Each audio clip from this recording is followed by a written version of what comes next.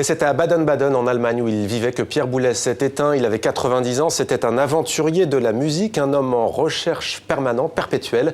Notre partenaire France 2 revient sur la partition de sa très riche vie. C'est un récit de Nicolas Lemarinier. Bien, commençons. Une musique contemporaine révolutionnaire.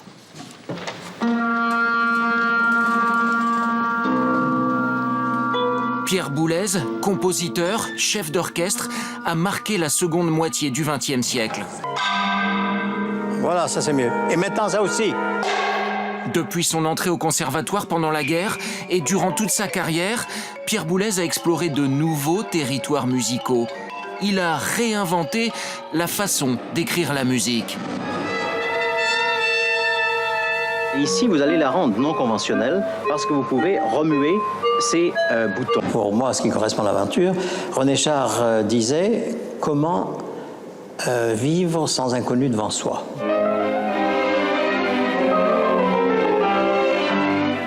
Pierre Boulez fut aussi un chef d'orchestre à la réputation mondiale. Il dirigea l'orchestre de la BBC, le Philharmonique de New York.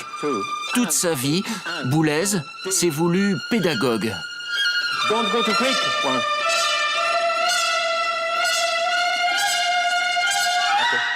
Moi, je considère que les jeunes professionnels, il faut les traiter comme des professionnels et pas des jeunes. Pierre Boulez avait également contribué à la création de la Cité de la musique et de la Philharmonie de Paris, ouverte en janvier 2015. Il est décédé à l'âge de 90 ans. Et avec nous sur le plateau de 64 minutes, un homme qui connaissait très bien Pierre Boulez. Bonsoir Alain Duhaut, merci d'être avec nous. Vous êtes musicologue, journaliste, vous animez sur Radio Classique chaque après-midi Duo Classique. Vous venez tout juste d'ailleurs des locaux de nos confrères de Radio Classique où vous avez rendu dans votre émission un hommage d'1 heure à Pierre Boulez. La musique perd l'un de ses plus grands chefs d'orchestre et compositeurs. Assurément, à la fois les deux. Chef d'orchestre, un chef d'orchestre qui a marqué. Il est d'ailleurs devenu chef d'orchestre, vous savez, tout à fait par hasard. Car Jean-Louis Barrault lui avait donné une salle pour faire découvrir les musiques qu'il aimait, les musiques contemporaines, les siennes et ceux de ses amis. Et il a trouvé personne qui avait la capacité de diriger ces musiques souvent très complexes. Donc il a dit, je vais m'y mettre moi-même. Et puis de fil en aiguille, il est devenu chef d'orchestre sans baguette, comme vous l'avez vu sur le sujet. Il a dirigé tous les plus grands orchestres du monde, Vienne en particulier, qui est le plus grand orchestre du monde, mais Chicago, Cleveland, etc.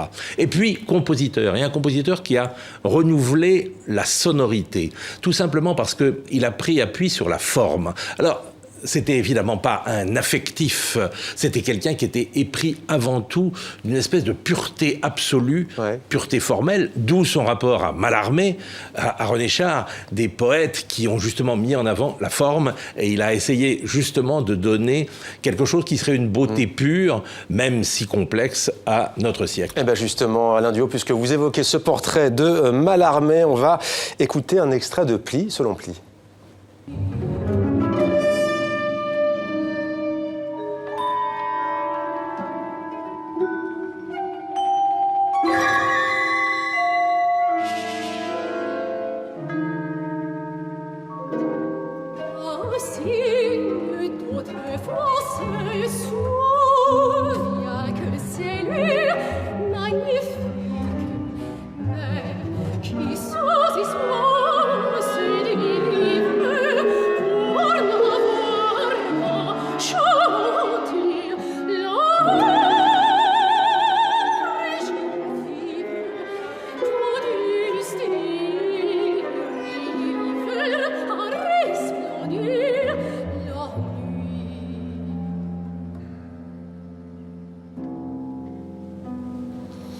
Pli, selon Pli, dites-nous quelques mots sur ce morceau. D'après un poème de Mallarmé, c'est pas évidemment une des œuvres les plus faciles de Pierre Boulez. Si on veut débuter dans Pierre Boulez, je crois qu'il faut prendre son chef-d'œuvre qui date de 1984, qui s'appelle Répond, et qui est une pièce beaucoup plus fascinante, beaucoup plus sensuelle. Mais quand on entend cette musique, on se dit c'est une musique qu'on va pas écouter pour le plaisir. Mais d'une certaine façon, cette musique, elle sert, si j'ose dire, de prototype. Quand on regarde les 24 heures du Mans, on voit toute une série de voitures qu'on ne va pas conduire sur la route pour aller dans sa maison de campagne. Mais on sait que ces voitures vont servir de prototype pour les voitures qu'on aura après. Alors il faut concevoir la musique de Pierre Boulez comme à la fois une recherche formelle et puis quelque chose qui sera un prototype qui servira ensuite. C'est pas par hasard qu'il a fait venir aussi à l'IRCAM, l'institution qu'il avait créée, à côté du centre Beaubourg, des gens comme Frank Zappa, par exemple, qui essayaient de chercher aussi d'autres sonorités. Et on se souvient, quand les Beatles ont commencé, on disait leur musique était extrêmement complexe par rapport à l'univers de la variété de l'époque et du pourtant, elle est rock'n'roll. devenue très populaire. Voilà. Alors, la mort de Pierre Boulez, les musicologues comme vous le dites, Alain Duhaut, mettent un point véritablement final au XXe siècle musical, qui était avant-gardiste. En quoi cet artiste a-t-il révolutionné la musique classique? Il a révolutionné la musique classique parce que, tout simplement, il a su prendre tous les éléments de ce qu'était cette histoire de la musique qui arrivait à l'exténuation au début du XXe siècle et trouver d'autres perspectives, des perspectives de concentration et des perspectives de brisure par rapport à ce qui était le mythe romantique de la beauté absolue, de l'harmonie et de l'expression de soi. Car la musique contemporaine, c'est pas l'expression d'une âme personnelle, c'est encore une fois d'abord une ode à la beauté formelle. Il appartient aussi donc à tous ses contemporains comme Berlioz, Stockhausen, Ligeti. Ligeti, c'était d'ailleurs un peu différent. Mais c'est la même génération, disons. Son œuvre est donc monumentale.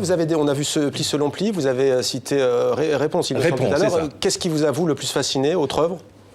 Réponse sans doute, et puis une œuvre pour clarinette qui est tout à fait étonnante, qui s'appelle Dialogue de l'ombre double. Ouais. En quelques mots, on ne va pas faire très compliqué pour notre spectateur, Alain Duhaut, mais on dit aussi qu'il était un des grands noms de la musique sérielle. Qu'est-ce qui caractérise cette musique? Ça, c'est complexe. La musique, jusqu'au début du XXe siècle, a été conçue sur la gamme où tout le monde connaît do, ré, mi, fa, sol, la, si, do. Ouais. Et on composait avec ces sons pour composer une mélodie habillé par une harmonie. À partir du début du XXe siècle, et Boulez a porté beaucoup cela, on prend tous ces éléments sans dire que ce son est plus important que l'autre, on les met sans hiérarchie et on essaie de construire une musique qui soit un jeu formel.